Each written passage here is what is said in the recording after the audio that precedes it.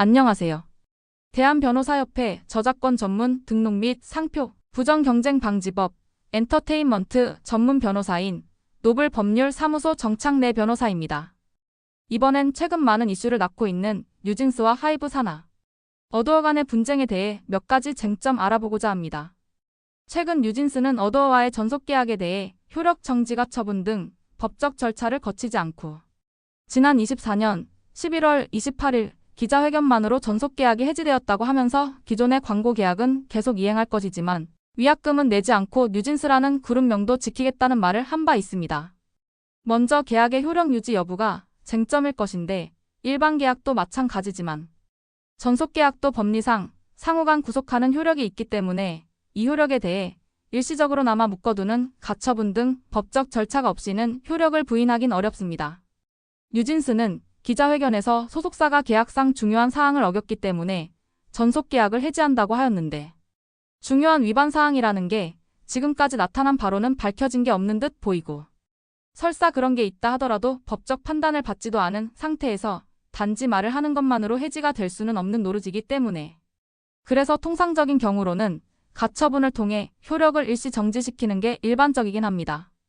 여기서 과연 중요한 계약 위반 사항이라는 게 뭔지 궁금해지는데 일반적으로 생각해 볼 수 있는 것은 가수 이승기의 경우처럼 큰 금액의 정산을 해주지 않았다든지 무리한 다이어트를 강요하여 건강상 위험을 발생케 했다든지 무리한 스케줄을 잡아 건강상 위험을 발생케 한 경우 등 생각해 볼 수 있는데 위에서 말했듯 이런 사유가 있다 하더라도 말을 하는 것만으로 해지되는 것은 아닐 뿐더러 또한 단순 위반 사항이 아니라 중대한 위반이어야 하기 때문에 뉴진스 쪽에서 이에 대한 입증해야 할 책임이 있습니다.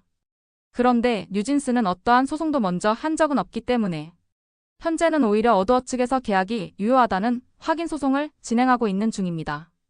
확인 소송은 확인의 이익이 있을 때만 제기할 수 있는데 이행 소송 등 더 강력한 소송의 형태가 있기 때문이며 어도어가 제기한 확인 소송도 뉴진스와의 전속 계약이 유효한지 아닌지 유효하면 뉴진스가 독자적인 활동을 할 수 없다는 뜻이 되므로 이에 확인의 이익이 있다고 볼 수 있습니다.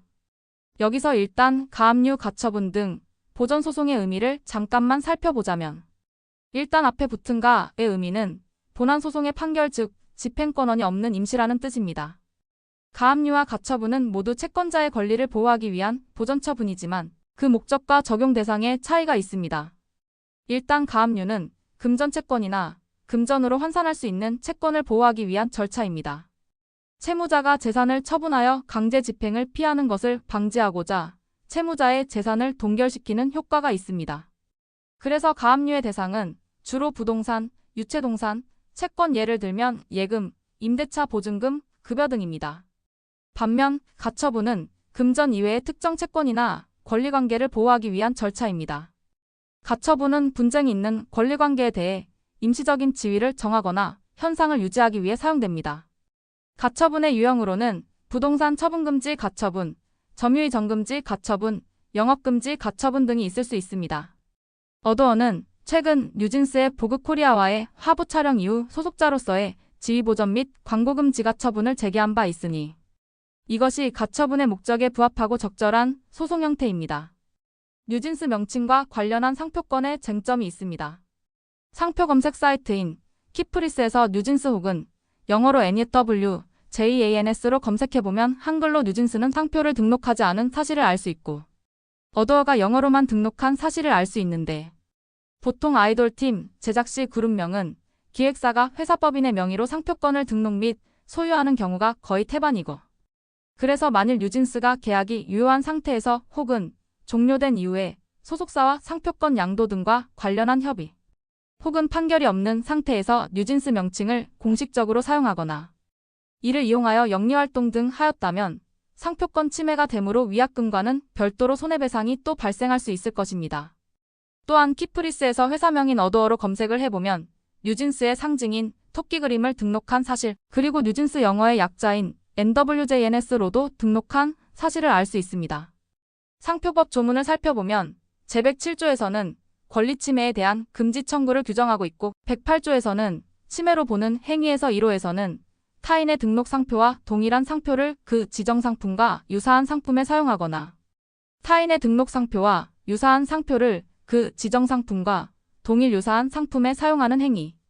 그리고 2호에서 타인의 등록 상표와 동일 유사한 상표를 그 지정 상품과 동일 유사한 상품에 사용하는 것을 침해 행위로 규정하고 있는데, 즉 동일하거나 유사한 것을 동일하거나 유사한 곳에 사용하면 침해가 됩니다. 상표법 110조에서 손해액을 추정해주는 규정이 있는데, 사망에 보면 그 침해 행위에 의해 이익을 받은 때는 그 이익액 자체를 상표권자가 받은 손해로 추정하므로, 뉴진스가 위반 행위를 하면 손해액은 전속계약을 위반한 위약금과는 별도로 발생할 수 있으므로 손해액은 굉장히 크게 될 것입니다. 실제 뉴진스는 위 선언 이후 공식석상에서 뉴진스라는 이름을 말하지 않고 멤버 각 개인의 이름을 말하면서 소개한 적도 있는데, 뉴진스라는 이름을 포기하지는 않을 것이라고 말을 하였습니다. 그래서 만약 뉴진스가 공식석상에서 한글로 뉴진스라는 명칭을 사용하여 활동하거나 혹은 뉴진즈로 활동하거나 혹은 영어로라도 유사한 단어를 사용하여 활동을 하는 경우, 이 모두는 원래 상표인 영어로 된 NEWJANS와 유사한 범위에 모두 다 포함되는 것이어서 침해가 될 것입니다. 다른 방법으로는 팬덤명인 버니즈 혹은 영어로 된 BUNNYS로 된 이름을 사용하여 활동할 수는 있을 것 같은데, 어도어는 영어로 BUNINI, 즉 버니니로도 등록을 하였기 때문에 이것도 유사하지 않느냐, 식별력을 침해하지 않느냐라고 하여 쟁점이 될 가능성이 커 보이기는 한데, 사실 버니즈보다는 뉴진스라는 그룹명이 대중들에게 있어 식별력이 훨씬 있고, 굳이 뉴진스가 버니즈 등 이름으로 활동하거나 그렇게는 하지 않을 것 같긴 합니다.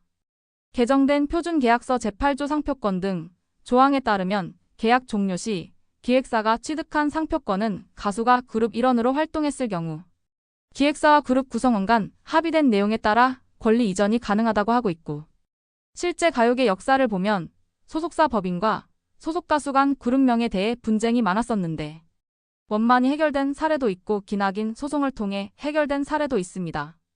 이는 대중들에게 그룹명이 너무 알려져 있어서 소속사는 높은 브랜드 가치를 가진 그룹명을 포기하기가 어려울 것이고, 가수들 입장에서도 대중들에게 이미 인지도가 있는 그룹명에 대해 이름을 사용하지 않으면 활동 자체가 어려울 수 있기 때문입니다. 그룹 H.O.T의 경우 SM 엔터테인먼트와 분쟁이 있었는데 기획사 상표권자가 패소한 사례가 있고, 신화의 경우 조정을 통하여 상표권을 넘겨받았습니다. 또 원만히 합의된 사례는 울림 엔터테인먼트에서 인피니트 그룹명에 대해 인피니트 컴퍼니로 원만히 양도하였고, YG의 경우 지드래곤이라는 상표에 대해 갤럭시 코퍼레이션으로 무상으로 양도한 사례가 있습니다. 갓세븐의 경우는 JYP에게 일정 대가를 지불하고 양도받았습니다. 역주행의 신화를 쓴 브레이브걸스는 전속계약 종료 후 이름을 유지하지 못하고 부부걸로 활동하고 있습니다. 비스트의 경우는 하이라이트란 이름으로 바꿔 쓰다가 합의가 되면서 비스트로 다시 쓴 경우도 있었습니다. 그런데 뉴진스의 경우는 현재 상황을 보면 25년 1월에 보그코리아와 계약을 하여 화보를 찍는 등 독자적인 행보를 계속 이어가려 하고 있는 것으로 보이는 등 어도어와 뉴진스 간 이해관계가 첨예하게 대립하는 것으로 보이므로 이름을 그대로 유지하며 쓰는 것은 쉽지 않을 것으로 생각됩니다. 실제로 어도어는 지난 계약 유효확인 해소 이후에 기획사 지휘보전 및 광고금지 가처분 신청도 하였으므로 더욱 그럴 것입니다. 상표권 쟁점에 이어 저작권 쟁점도 있습니다.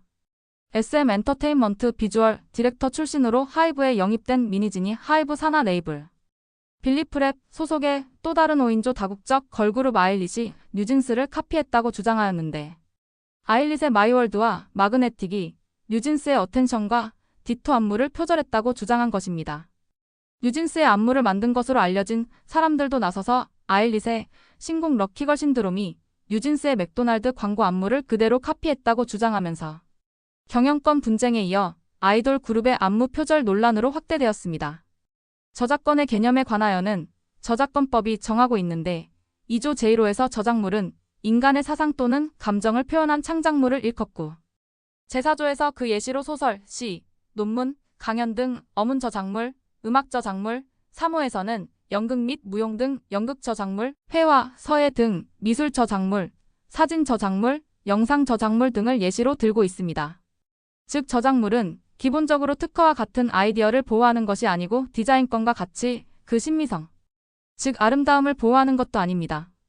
저작물은 사진, 음반, 영상 등 겉으로 표현된 것이어야 하고 그것에 창작성과 개성이 있어야 보호를 해줍니다.